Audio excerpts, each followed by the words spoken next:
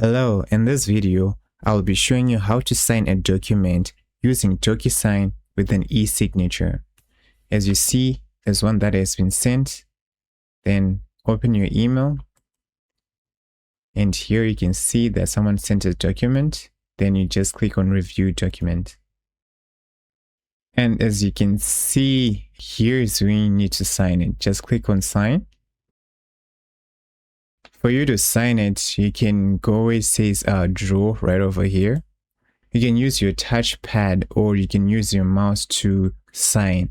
Okay, I'll just give an example. You can click here to make it a full screen for you to sign properly. Then you just say, and then once you're like that, you're done signing. Then you say adopt and sign, okay? To accept the signature.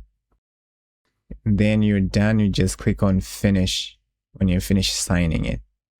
And you're done.